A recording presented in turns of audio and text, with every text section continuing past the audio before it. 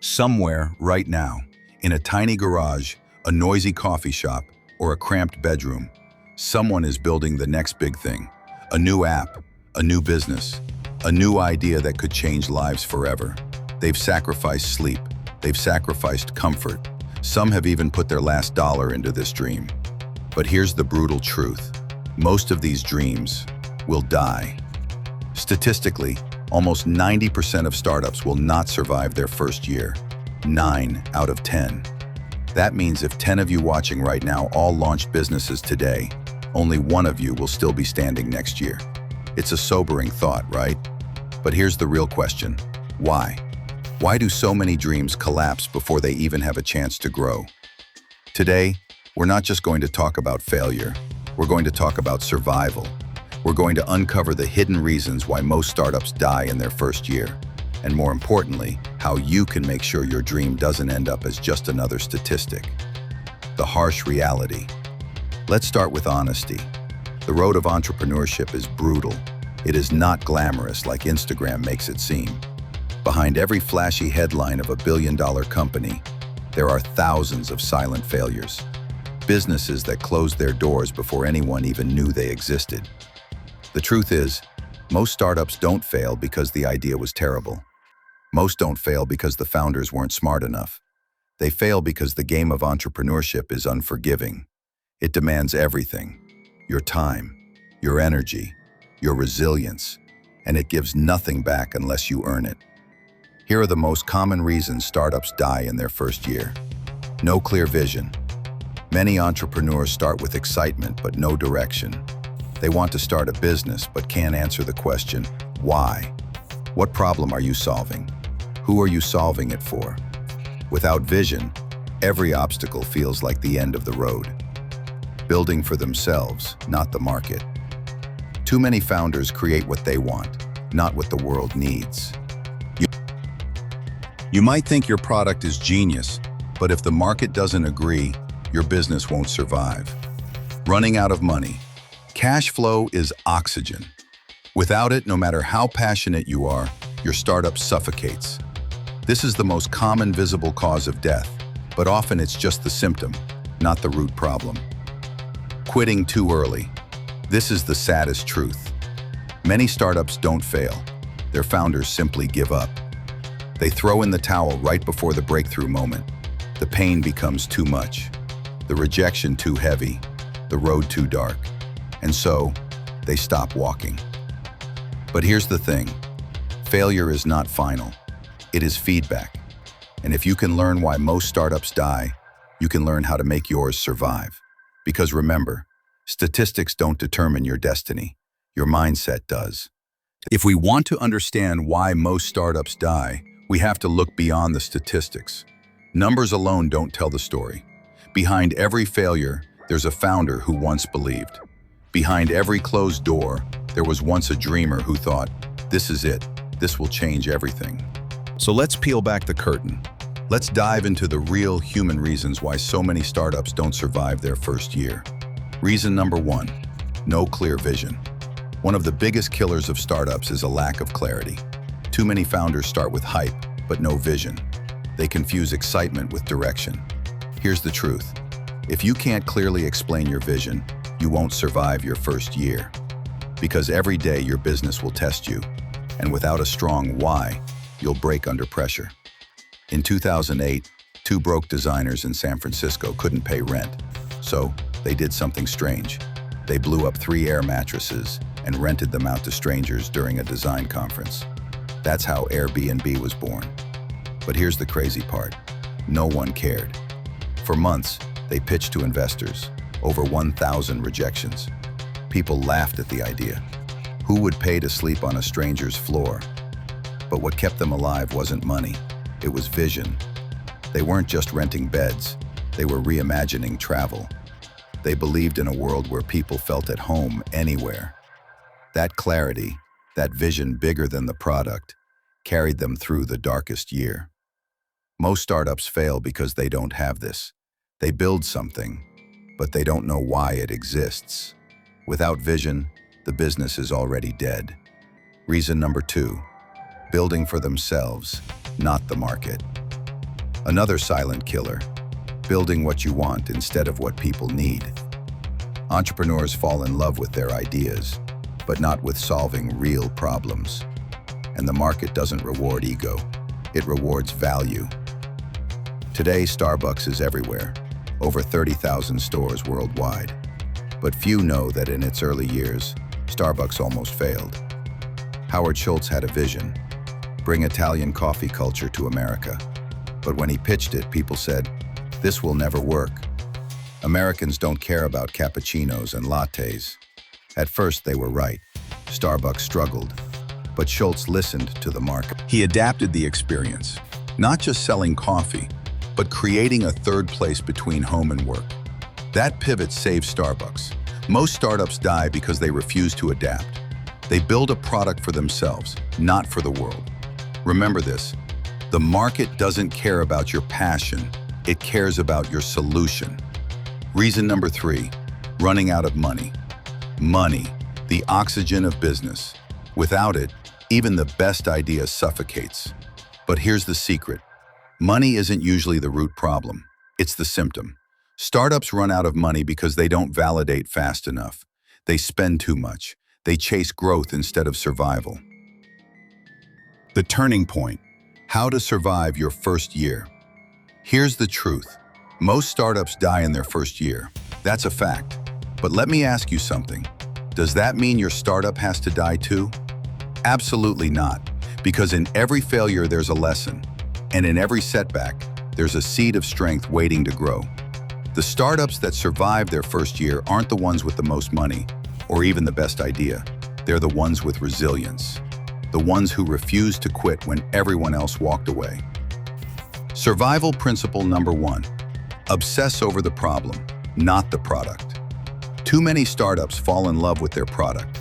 They spend months polishing features, designing logos, or making things look perfect. Then they launch, and no one cares. Why? Because people don't buy products. People buy solutions. Airbnb didn't succeed because of air mattresses. They succeeded because they solved a massive problem: affordable, human connection in travel. So if you want to survive your first year, don't ask, "How do I make my product better?" Ask instead, "What problem am I solving better than anyone else?" Fall in love with the problem, and your business will evolve to survive. Survival principle number 2. Manage energy, not just money. Here's a truth no one tells you. Most startups don't fail because the business collapsed. They fail because the founder collapsed. Burnout kills more dreams than bankruptcy ever will. When you're tired, when your mind is foggy, when your soul is drained, you make bad decisions. You miss opportunities. You lose faith. That's why energy management is survival. Protect your health, your sleep, your mental clarity. The first year isn't a sprint, it's a marathon. And if you burn out at mile 1, you'll never see the finish line. So guard your energy like it's your most valuable currency, because it is. Survival principle number 3. Focus on progress, not perfection. Here's another trap: perfection. Too many entrepreneurs wait until everything is flawless before launching. But perfection is procrastination in disguise. The truth is, the market doesn't need your product to be perfect. It just needs it to be alive. Remember, done is better than perfect. Get your idea out. Let real users tell you what works and what doesn't. Progress builds momentum. Momentum builds survival. If you wait for perfection, your startup will die waiting. Drowning. Survival principle number 4. Build a support system. Entrepreneurship is lonely, but here's the secret: you don't have to do it alone. The founders who survive their first year are the ones who surround themselves with people who believe in them. Mentors, advisors, communities, and even just friends who remind them why they started. Remember, success is never solo. Even the greatest entrepreneurs had allies. Steve Jobs had Steve Wozniak. Larry Page had Sergey Brin. Elon Musk has entire teams of world-class engineers. You don't need to carry the weight of your dream alone. Build your circle, find your tribe, because when your energy runs low, and it will, your support system will carry you through. Motivational buildup. Think about this. Surviving your first year isn't about being the smartest. It's not about having the most funding. It's about persistence. It's about clarity.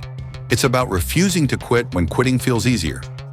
Every legendary company you know today once stood exactly where you are now, on the edge of failure, one decision away from collapse. And every single one survived because they chose to fight one more day. The first year will test you. It will push you. It will break you down. But if you can survive it, you'll realize something powerful. If you can make it 1 year, you can make it 10. Because the hardest part isn't building your business. The hardest part is surviving yourself. The playbook for survival. Okay, now you know why most startups die, but the question remains, how do you make sure yours survives? Here's the truth. There's no single magic formula, but there is a playbook, a set of strategies that separate the ones who vanish from the ones who thrive. Think of this as your survival guide for the first year. The biggest mistake founders make? Spending months or even years building something no one wants. Don't fall into that trap. Test early, test fast, test cheap. Dropbox? It started with a 2-minute explainer video before they even built the product. Thousands signed up just from the video. That was validation. You don't need a finished product. You just need proof that people want it. Because the faster you validate, the less you waste, and the longer your startup can breathe. Strategy number 2, obsess over cash flow. Startups don't die because they run out of ideas. They die because they run out of oxygen, money. In your first year, forget vanity metrics. Forget followers, forget downloads, obsess over cash flow. Ask yourself every day, how do we bring money in and how do we keep it? Remember, profit isn't just a goal. In year 1, it's survival. Even Amazon, back in Jeff Bezos' garage days, didn't focus on being cool. They focused on selling books, shipping them out, and making sure cash was flowing back in. Money is the fuel. Protect it. Strategy number 3, master adaptability. Rigid startups die. Adaptable startups live. Look at Instagram. It started as a location-based check-in app called Bourbon. No one cared. But the founders noticed one thing. People loved the photo sharing feature. So they pivoted, dropped everything else, and became Instagram. That single pivot didn't just save them. It built a billion-dollar empire. Here's the lesson. Don't fall in love with your product. Fall in love with solving the problem. Adapt fast or die slow. Strategy number 4, build relentless grit. At the core of survival is grit, the ability to keep moving when everything inside you wants to stop. Sarah Blakely, founder of Spanx, spent 2 years hearing no from manufacturers. Nobody believed in her, but she kept knocking, kept pushing until one said yes. Today, she's a billionaire. The difference between those who survive and those who quit? Grit. Ask yourself, can I keep walking even when the road feels endless? Because if you can, your business has a chance. Strategy number 5, tell a story bigger than yourself. People don't just buy products, they buy stories. They buy meaning. They buy belonging. Nike doesn't just sell shoes, they sell victory. Apple doesn't just sell tech, they sell creativity. Tesla doesn't just sell cars, they sell the future. If your startup is only about making money, it will die in year 1. But if your startup tells a story people can believe in, they'll carry you forward. So ask yourself, what story am I telling the world? And why should they care? Build up to emotion. So here's your playbook. Validate fast, obsess over cash flow, adapt relentlessly, build grit, and tell a story that matters. Do these things and you'll already be far ahead of the 90% who don't survive. Because in the end, startups don't die from competition or from lack of funding. They die from lack of clarity, lack of grit, and lack of vision. But your startup doesn't have to. Yes, most startups die in their first year. That's the statistic. That's the reality. But statistics don't define you. Think about it. Every giant you admire, Apple, Amazon, Airbnb, Tesla, was once fragile. Once an idea so small, it could have been crushed by a single rejection, a single failure, a single moment of doubt. But they didn't quit. And because they didn't quit, the world was changed. The truth about survival. Your first year will test you like nothing else. There will be nights where you question everything, days where you wonder if it's worth it, moments where the world will tell you to give up. But here's the truth. Your pain is proof that you're alive in the fight. And if you can stand one more day, if you can push one more hour, if you can refuse to quit when quitting feels easiest, you've already beaten the odds. The Founder's Oath. So here's my challenge to you. Take the Founder's Oath. Say it with me in your heart. I will not quit in my first year. I will not let rejection define me. I will not let setbacks break me. I will adapt. I will grow.